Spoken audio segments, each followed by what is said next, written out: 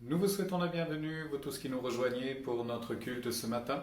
Nous sommes très heureux de vous accueillir, nous sommes très heureux de partager ce moment avec vous et nous sommes également très heureux de pouvoir adorer Dieu tous ensemble. À cette occasion, c'est Hervé qui va nous conduire dans l'adoration, dans les chants, dans la louange. Nous avons tous de multiples raisons de célébrer Dieu, nous avons tous de multiples raisons de lui apporter la louange qui lui est due, l'hommage qui lui revient. Et je vous inviterai avec moi à le célébrer. Je vous inviterai donc ce matin à prendre du temps, prendre ce temps pour vous présenter devant Dieu avec un cœur reconnaissant.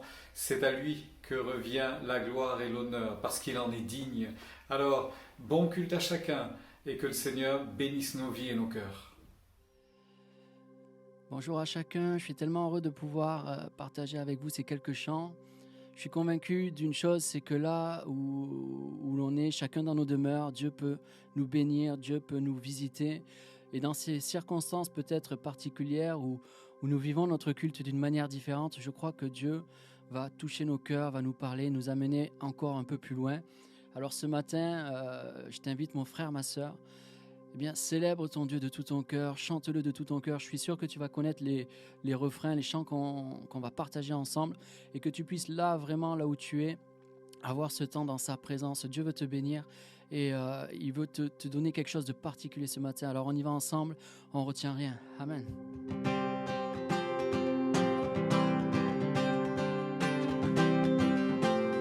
Oh, oh, oh.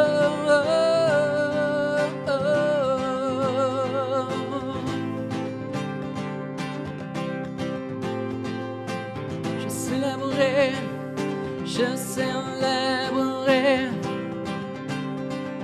je célébrerai, je célébrerai. On va ensemble. Je célébrerai de tout notre cœur ce matin. Je célébrerai, oh, je célébrerai. Je célébrerai, on veut se réjouir ensemble. Je me réjouis dans le nom du Seigneur.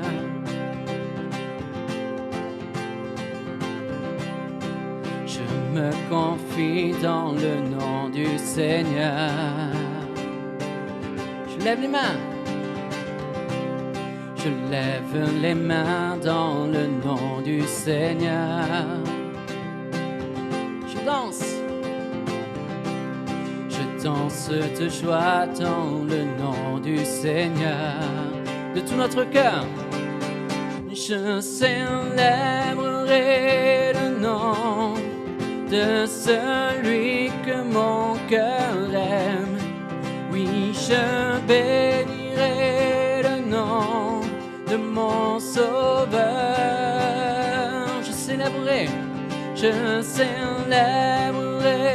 le nom de celui que mon cœur aime.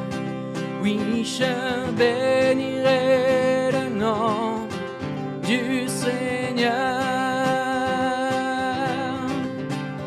Oh, oh, oh, je me réjouis.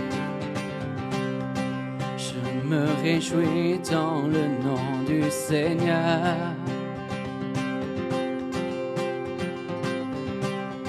Je me confie dans le nom du Seigneur. Je lève les mains dans le nom du Seigneur.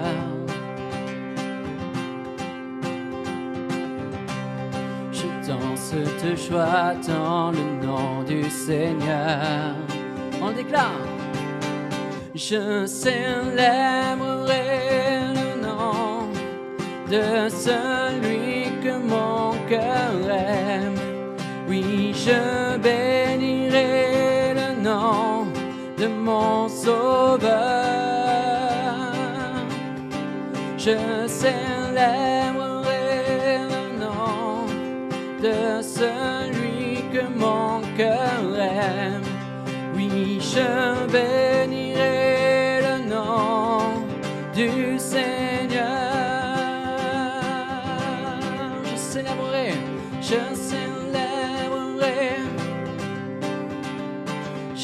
célébrerai,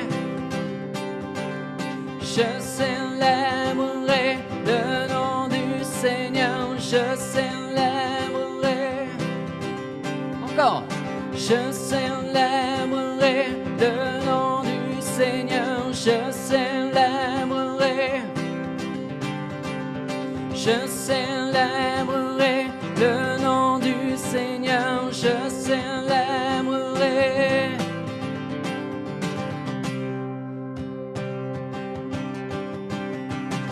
Le plus grand jour de l'histoire, l'amour est vaincu par ta victoire. Chantons-le, Jésus est vivant. Une croix vide dans ton beau vide, tu m'as secouru, tu es la vie. Crions-le, Jésus est vivant. Oui, il vit. Oh, quelle joie, quelle joie. Tu as pris mon péché. Oh, quelle joie, quelle joie. Oui, tu as tout changé. Et je suis transformé.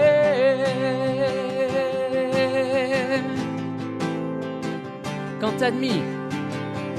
t'admis en ce lieu, libre enfin, je te vois, mon Dieu, je suis à toi, Jésus, tout à toi. Joie sans fin, paix parfaite, la douleur fait place à la fête. Célébrons, Jésus est vivant. Oui, il vit ensemble. Oh, quelle joie, quelle joie. Tu as pris mon péché. Oh, quelle joie, quelle joie. Oui, tu as tout changé. Et je suis transformé.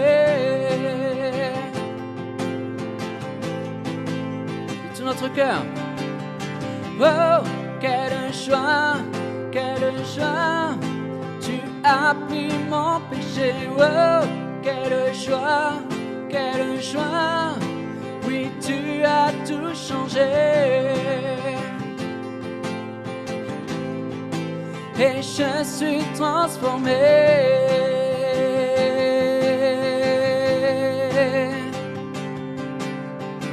Oh, quelle joie, quelle joie. Tu as pris mon péché. Oh, quelle joie, quelle joie. Oui, tu as tout changé. Et je suis transformé.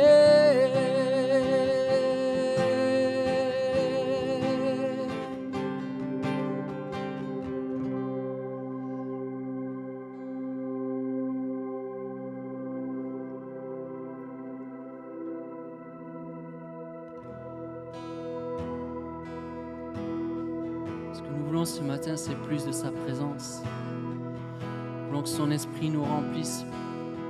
Alléluia. Alors chantons-le de tout notre cœur. Déclarons-le ce matin. Mon âme a soif de toi, Jésus. Alléluia.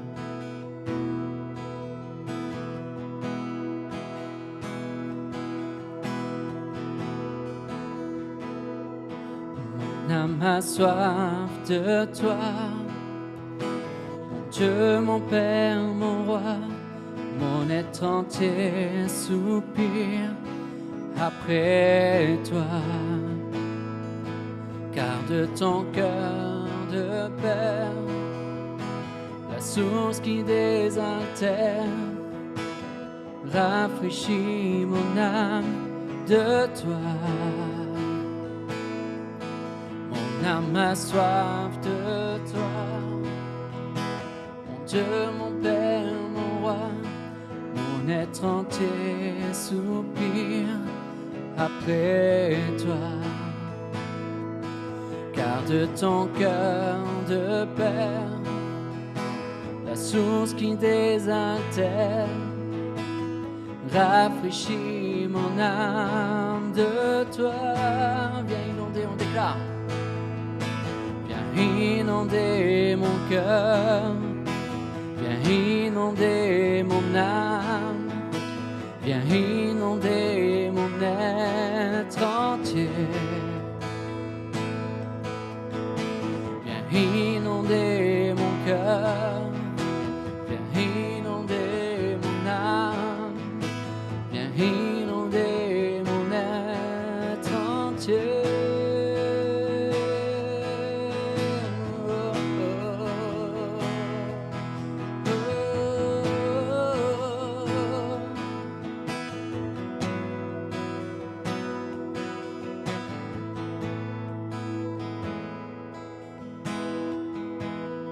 Mon âme, on reprend ensemble. Mon âme a soif de toi. Mon Dieu, mon Père, mon roi, mon être entier soupire après toi. Car de ton cœur de Père, la source qui désaltère, rafraîchis mon âme de toi, de tout notre cœur. Viens inonder mon cœur, viens inonder mon âme, viens inonder mon être entier. Viens inonder mon cœur, viens inonder mon âme, viens inonder mon être entier. Viens inonder mon cœur, viens inonder mon âme, viens inonder mon être entier. Viens inonder mon cœur, viens inonder mon âme, viens inonder mon être entier. Oh,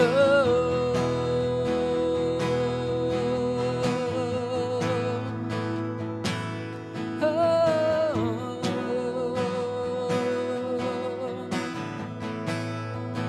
Réclame-le au Seigneur ce matin. Oh, oh, oh. Dis-le avec tes mots. Viens inonder mon cœur, Jésus. J'ai soif de ta présence. Oh, oh, oh.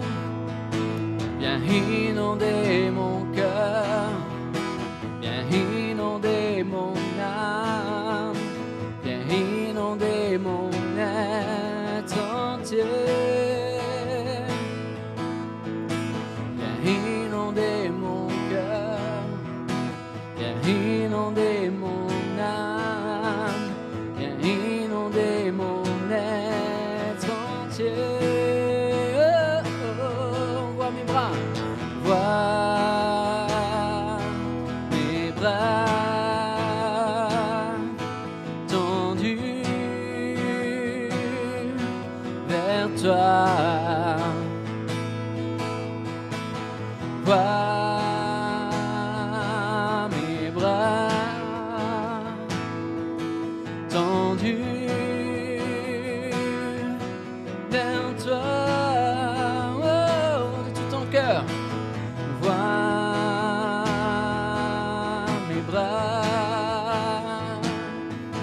tendus vers toi. Vois mes bras tendus vers toi.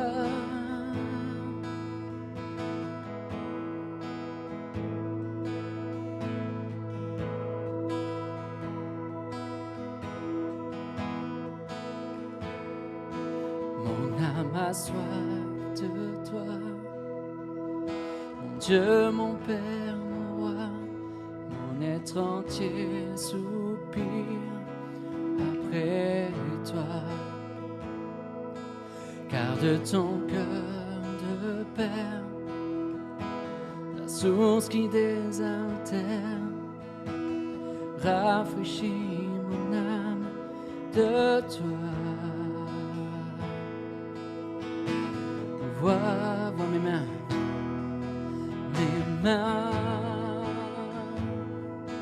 tendues vers toi. Vois mes mains tendues vers toi. Oh, vois mon cœur. Vois mon cœur tendu vers toi. Vois mon cœur tendu vers toi.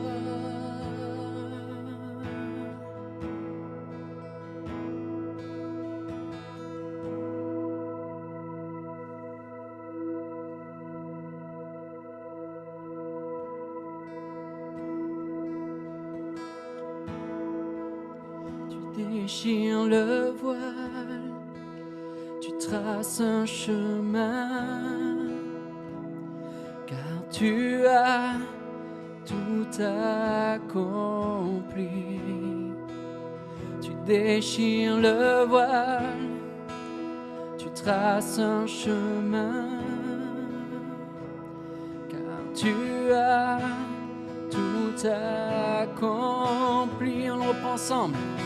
Tu déchires le voile, tu traces un chemin,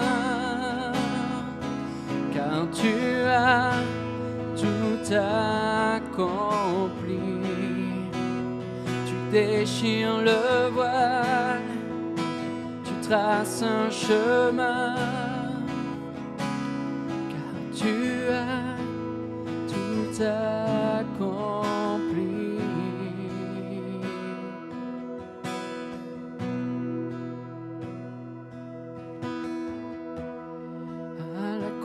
Je me prosterne où ton sang coula pour moi. Aucun amour n'est plus grand.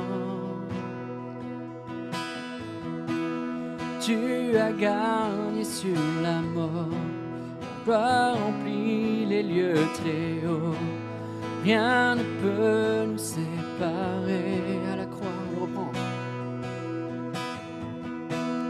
À la croix je me prosterne, où ton sang coula pour moi. Aucun amour n'est plus grand. Oh, oh. Tu as gagné sur la mort, ta gloire remplit les lieux très hauts. Rien ne peut nous séparer. Tu déchires le voile, tu traces un chemin, car tu as tout accompli. Tu déchires le voile, tu traces un chemin, car tu as tout accompli. Dernière fois. Tu déchires le voile, tu traces un chemin, car tu as tout accompli. Tu déchires le voile, tu traces un chemin, car tu as tout accompli.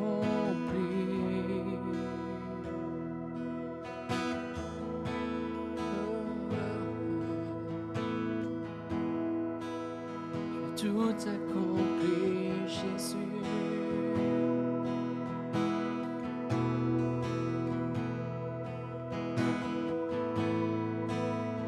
Alléluia, Jésus. Nous t'adorons, Seigneur.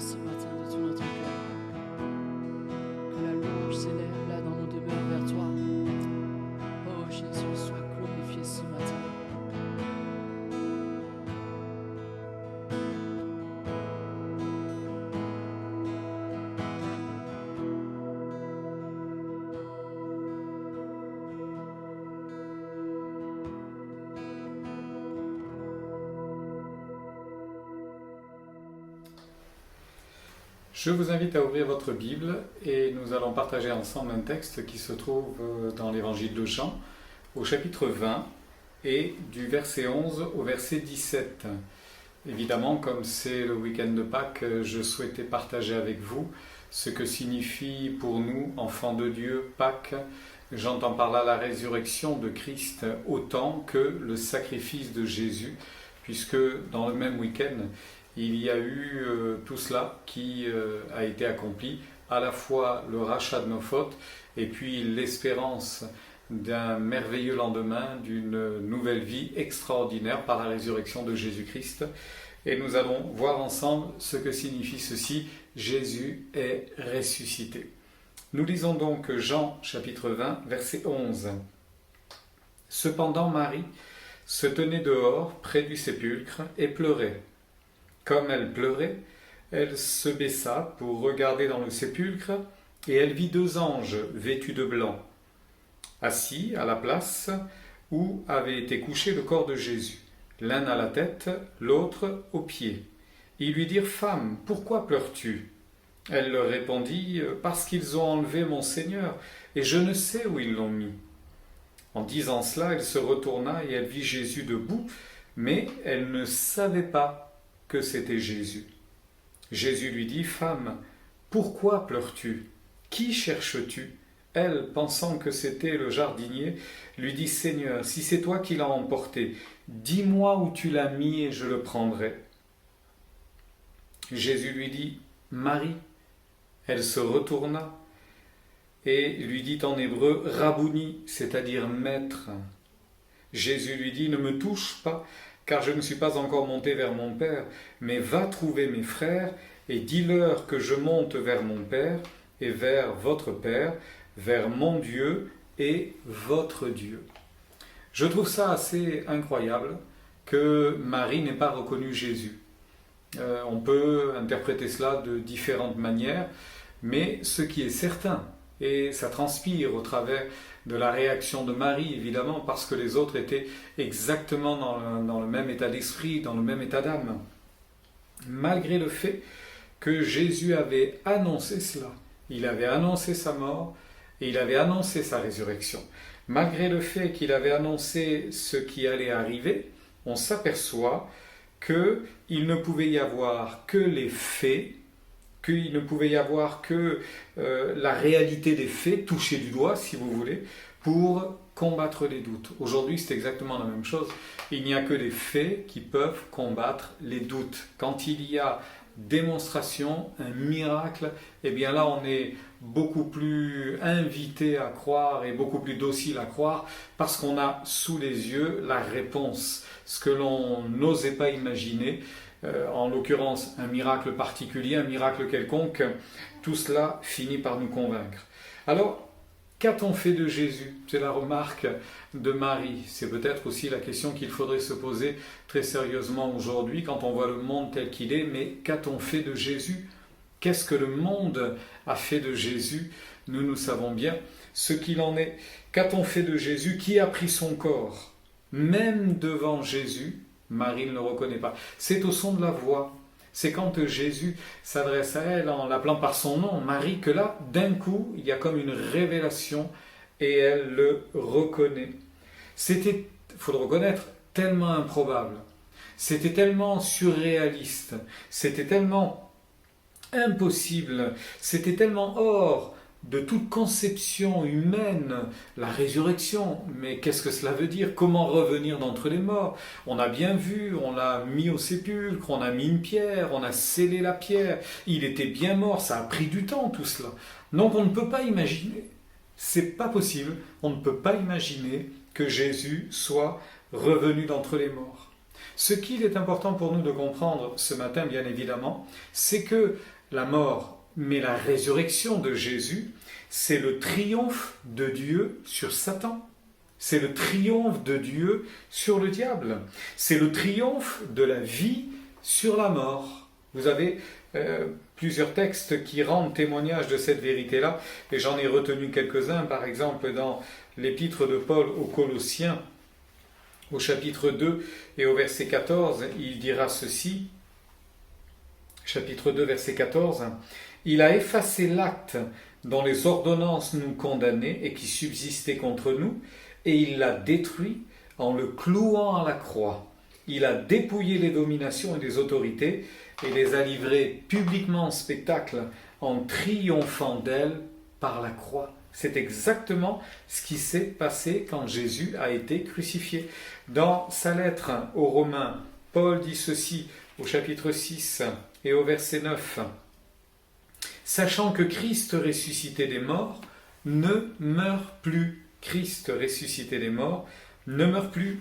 Un peu plus loin, dans le chapitre 15 de la première lettre aux Corinthiens, qui est dédié à la résurrection notamment, il est dit particulièrement ceci, 1 Corinthiens chapitre 15 verset 20, « Mais maintenant, Christ est ressuscité des morts, et il est les prémices de ceux qui sont morts. » Ça, c'est une parole d'espoir pour chacun d'entre nous. Et enfin, dans la deuxième lettre à Timothée, il lui écrit ceci au chapitre 1er et au verset 10. Deuxième lettre de Paul à Timothée, chapitre 1er et verset 10. Jésus-Christ, qui a détruit la mort, a mis en évidence la vie et l'immortalité par l'Évangile. Ce qui nous intéresse, frères et sœurs, c'est de nous rappeler ce matin que nous sommes nés de nouveau. Vous entendez, nous sommes nés de nouveau.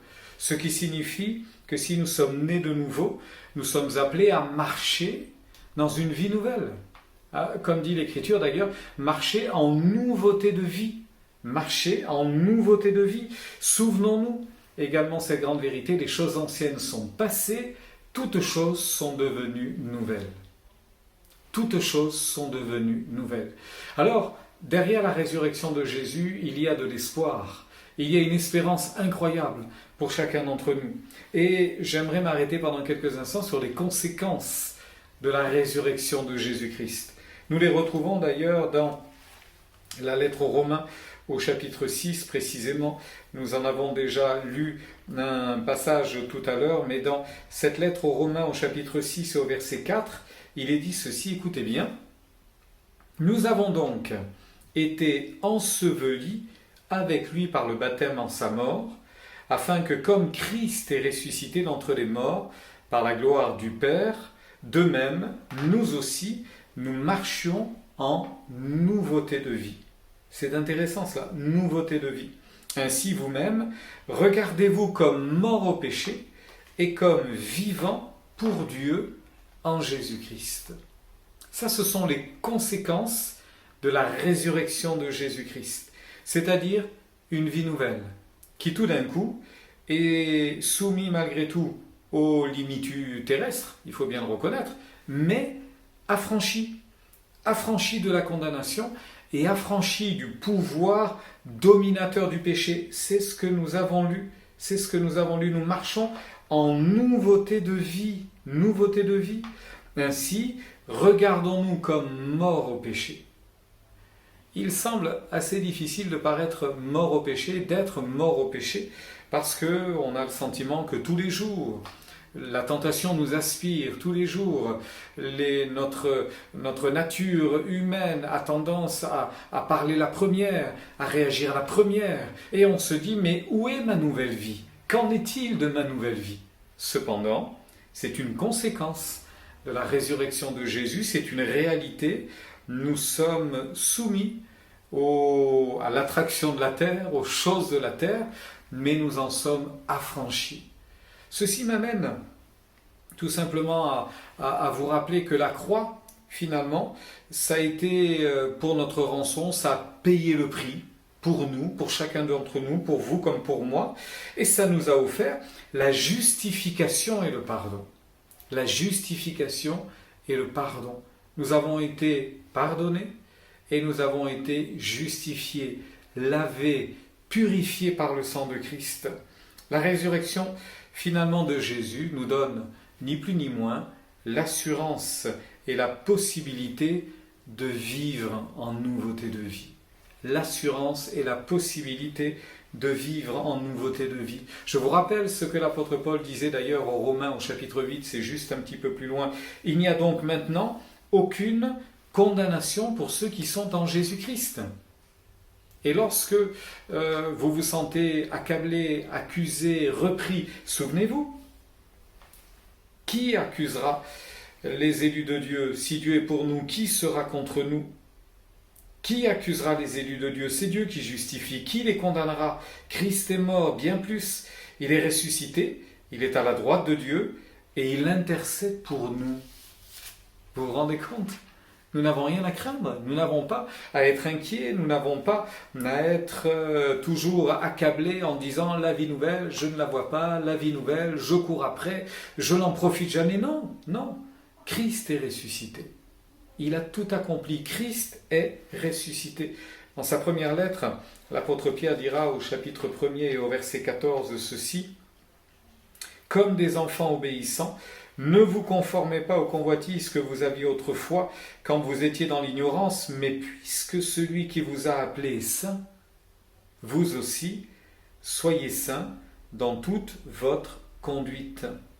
Car ce n'est pas par des choses périssables, par de l'argent ou de l'or, que vous avez été rachetés de la vaine manière de vivre que vous aviez hérité de vos pères, mais c'est par le sang précieux de Christ.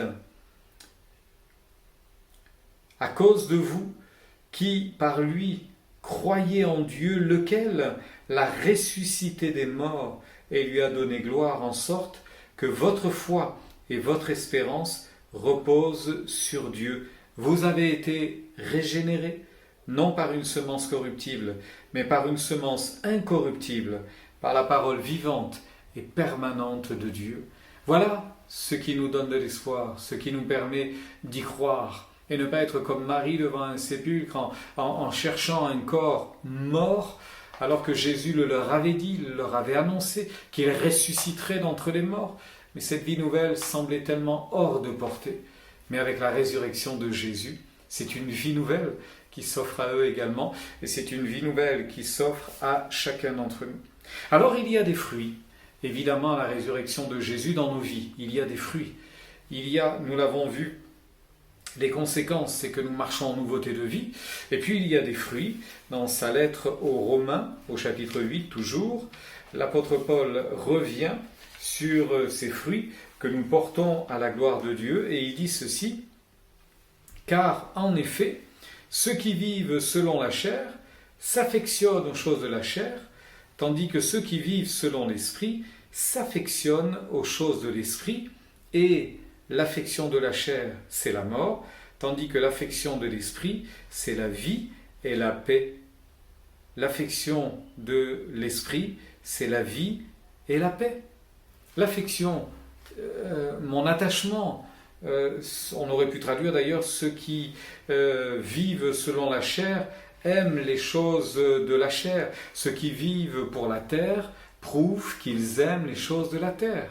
Et ceux qui vivent par le Saint-Esprit, prouvent qu'ils aiment les choses de Dieu, les choses du ciel, les choses d'en haut.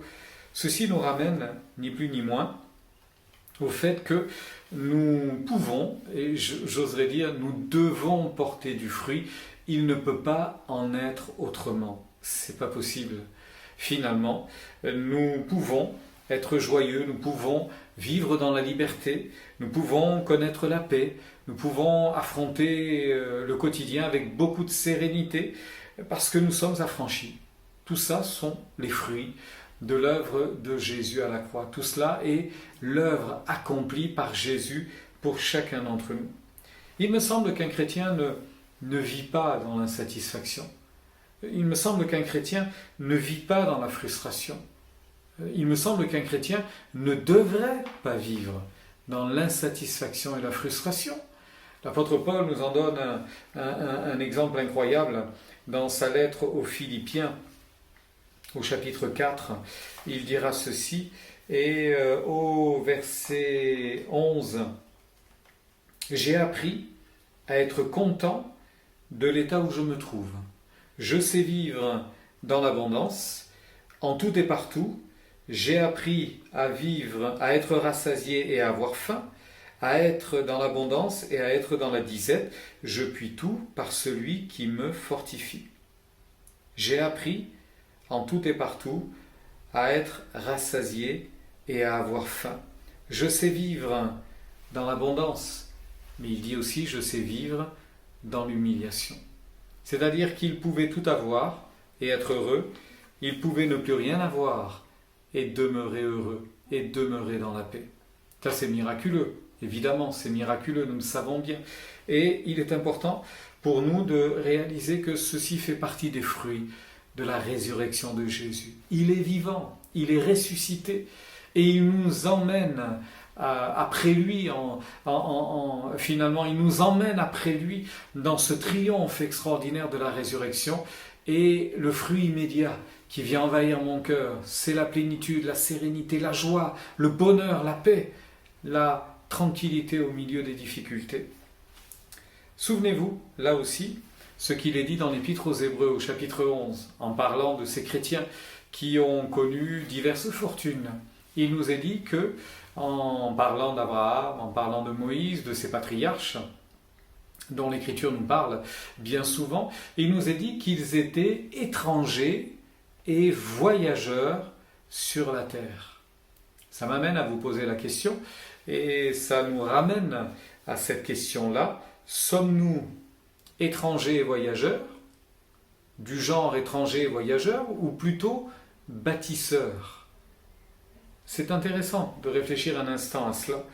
Ce à quoi nous sommes appelés, c'est au service de Dieu qui peut nous emmener à vivre différentes choses, quelquefois pas sympathiques, peut-être même passablement douloureuses et difficiles, mais ce à quoi Dieu nous appelle est résumé dans ce que Paul dit aux Philippiens au chapitre 4 et au verset 8, que tout ce qui est vrai, tout ce qui est honorable, tout ce qui est juste et pur, tout ce qui est aimable, tout ce qui mérite l'approbation, ce qui est vertueux et digne de louange, soit l'objet de vos pensées.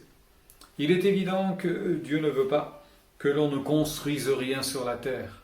Dieu n'est pas contre que l'on bâtisse un beau nid douillet pour notre famille sur la terre, évidemment. Mais comprenez-moi bien, c'est l'attachement que l'on porte aux choses de la terre. C'est la motivation qui nous pousse à acquérir des biens sur la terre. C'est cela sur quoi il nous faut réfléchir un instant, parce que tout peut nous être enlevé en un instant. Tout peut nous être ôté en un instant. Que restera-t-il si tous nos espoirs étaient fondés sur ce que nous avions bâti? Eh bien, nous serions tellement tristes. Or, nous sommes appelés à être dans la paix et nous sommes appelés à être heureux. Nous sommes appelés à rendre témoignage. Le fruit de l'esprit, c'est la joie, la paix, la patience. Galates chapitre 5 verset 22. C'est à cela que nous sommes appelés, combattre le bon combat, achever la course et garder la foi jusqu'au bout. Alors être un bon serviteur, être un vrai serviteur, qu'est-ce que c'est? C'est tout simplement faire. Être, évidemment, être un bon serviteur, mais ça passe par faire. Et faire quoi? La volonté de Dieu. C'est la meilleure récompense que quelques-uns ont entendu dans la parabole de Jésus lorsqu'il dira « Entre dans la joie de ton maître bon et fidèle serviteur ». Serviteur, ça veut dire qu'il a servi durant toute sa vie. Quand on parle en général d'un serviteur de Dieu, de serviteurs de Dieu, en général on pense à évangélistes, pasteurs, des hommes ou des femmes, des gens qui se sont consacrés complètement au service de Dieu. Mais n'êtes-vous pas, ne sommes-nous pas tous serviteurs et servantes de Dieu? Alors n'ayons pas honte de porter ce titre, je suis serviteur de Dieu, mais ça signifie que je suis à son service, et ça signifie que je suis amené à faire et à lui obéir. L'obéissance de la foi, nous le savons, réclame beaucoup de rigueur, évidemment. Ça réclame de la constance, et cela réclame également de la joie, être heureux d'être chrétien, être heureux de servir Dieu, être heureux de marcher avec Dieu. j'oserais vous dire finalement maintenant, laissez le ciel pour plus tard. Laissez le ciel pour plus tard. Et assumez la terre. Laissons le ciel pour plus tard et assumons la terre maintenant. Parce que nous sommes là. Et nous sommes là pour servir Dieu. Assumons la terre. Dans l'épître aux Hébreux, au chapitre 11, le fameux chapitre de la foi, vous savez que certains ont assumé la terre et ça n'a pas été si simple. Pour certains, ça a été de belles batailles et de belles victoires, et puis pour d'autres, ça a été les tourments, l'angoisse, les tribulations. Du verset 32 au verset 40, on a toute l'explication. Certains ont été délivrés, d'autres ne l'ont pas été. Ils ont assumé la terre. Ils ont assumé leur témoignage. Ils ont accepté d'être dans la tourmente à ce moment-là parce que Dieu les a livrés, Dieu les a laissés dans cette tourmente-là. J'ai été étonné de voir il y a peu un très beau reportage sur la plus grande synagogue d'Europe qui se trouve en Hongrie, à Budapest.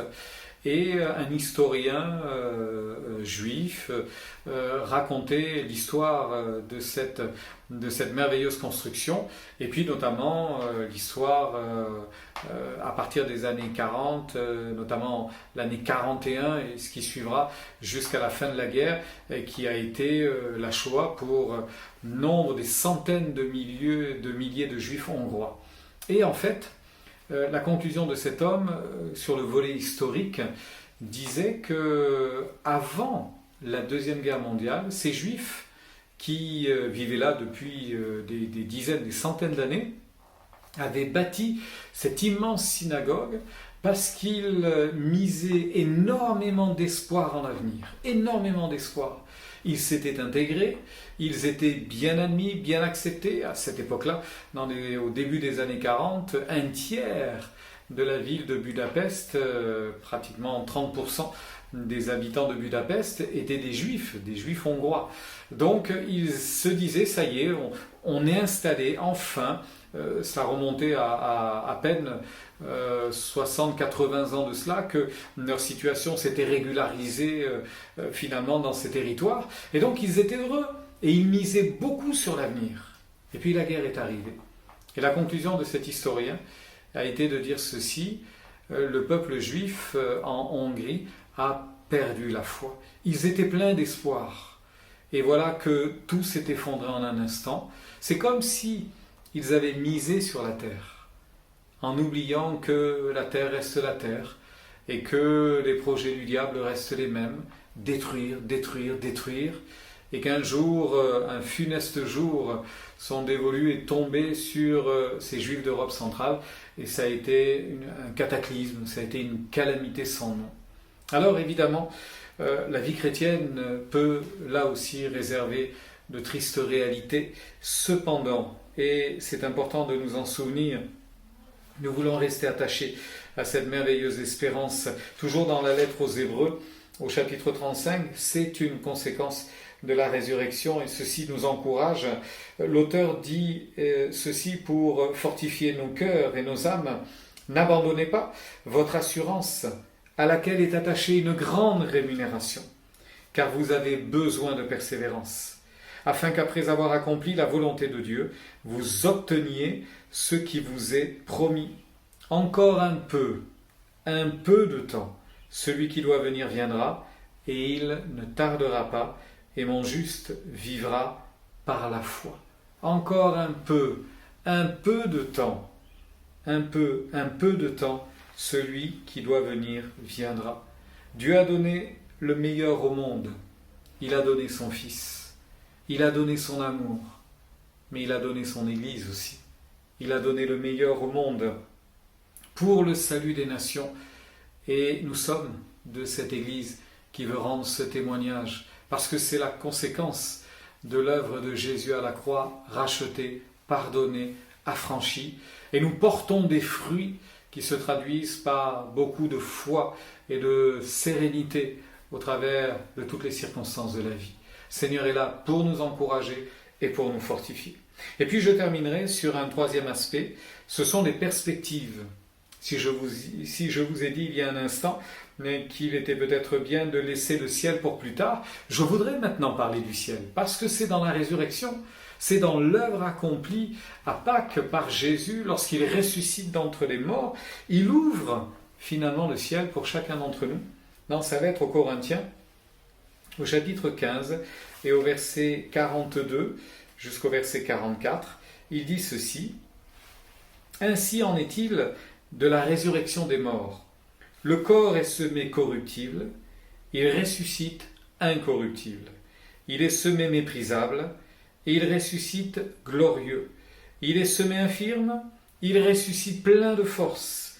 Il est semé corps animal, il ressuscite corps spirituel. » Là encore, quelle belle promesse. Nous sommes ressuscités. Nous sommes ressuscités.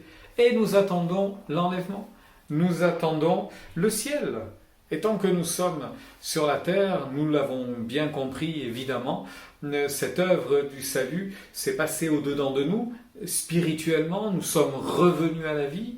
Intérieurement, notre âme a été rachetée, sauvée. Elle a repris vie, évidemment. Mais la finalité, c'est là-haut. La finalité, c'est le ciel.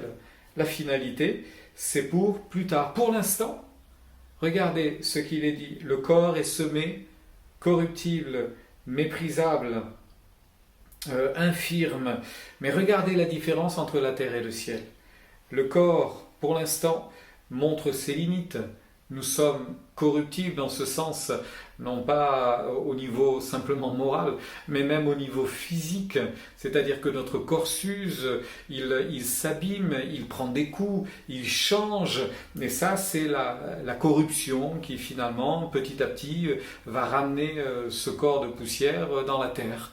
C'est ce qui arrivera inexorablement. Mais regardez ce qu'il est dit. Pour l'instant, il est corruptible, mais bientôt, il sera incorruptible. Ça n'aura plus d'effet sur lui. Le temps n'aura plus d'effet sur lui. Les circonstances n'auront plus d'effet sur lui.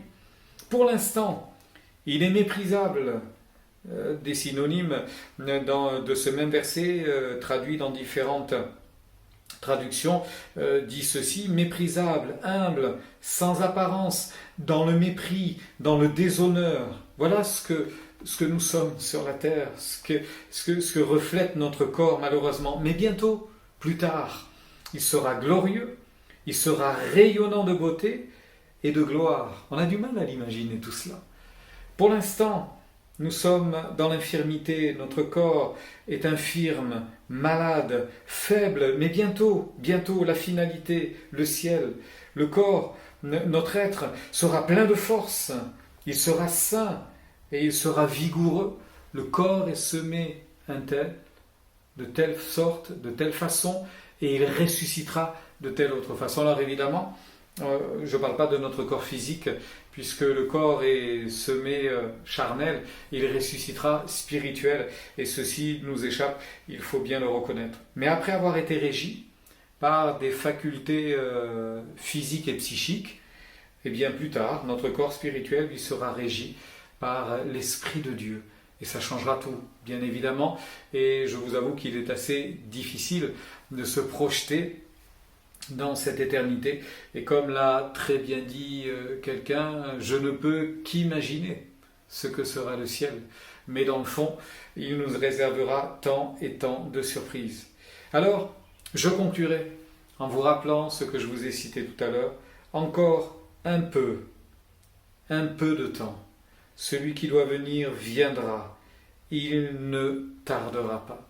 L'apôtre Paul disait encore, dans ce fameux chapitre 15, où il est question de la résurrection, il termine ce chapitre en disant ceci: « Ainsi mes frères bien-aimés », chapitre 15, « Ainsi mes frères bien-aimés, soyez fermes, inébranlables, travaillant de mieux en mieux à l'œuvre du Seigneur, sachant que votre travail ne sera pas vain dans le Seigneur. » Frères et sœurs, soyez travaillants, sachant, c'est ce qu'il est dit, c'est ce qu'il est dit, soyez fermes et inébranlables, travaillant de mieux en mieux, sachant que votre travail ne sera pas vain dans le Seigneur. Alors Jésus est ressuscité, quel bonheur, n'est-ce pas? Jésus est vivant. Quelle grâce! Alors il doit y avoir des conséquences dans nos vies. Il doit y avoir des fruits dans notre existence, évidemment. Il doit y avoir une perspective qui anime notre cœur, qui anime notre quotidien, notre vie de chaque instant, pour nous rappeler qu'un jour, bientôt, très bientôt, nous serons avec lui et nous régnerons avec lui pour l'éternité. Prions ensemble. Nous te rendons grâce et nous te bénissons, Seigneur, pour ta parole qui est la vérité. Merci pour la croix et merci pour la résurrection. Merci pour le prix payé. Merci pour ce que tu as donné. Merci pour ce que tu as démontré. Merci pour ce que tu as fait. Nous ne voudrions pas être comme Marie en disant « Mais où ont-ils mis Jésus ?» Mais je veux me dire que en entrant dans l'Église, ceux qui entreront dans l'Église, ceux qui seront à notre contact, ceux qui viendront entendre l'Évangile, n'auront plus besoin de se poser la question « Mais où est donc Jésus ?» Ils pourront dire, et c'est ce que nous désirons, c'est notre prière, « Il est ici, il est dans ce lieu. » Seigneur, permets-nous de te glorifier. Nous voulons te servir de mieux en mieux. Nous voulons avoir ces fruits qui vont bien à l'enfant de Dieu, qui sont normales pour l'enfant de Dieu. Nous voulons être habités de ton esprit. Nous voulons te servir en esprit, en vérité. Et nous voulons, comme toi-même es vivant, nous voulons être vivants. Que notre témoignage le soit, que notre vie de tous les jours rayonne, qu'elle soit belle et tout à ta gloire. Merci pour ta fidélité, merci pour ta grâce, merci de nous rappeler tout ce que tu as fait pour nous et merci de nous encourager. Tu es à la porte et nous voulons être debout, nous voulons être veillants, travaillant, priant de mieux en mieux à ton œuvre en attendant ton retour. Merci pour ta fidélité, pour ta grâce, pour ta bonté. Merci pour toutes tes grâces que tu manifestes encore pour chacun d'entre nous. Amen. Tu déchires le voile, tu traces un chemin, car tu as tout accompli. Tu déchires le voile, tu traces un chemin, car tu as tout accompli.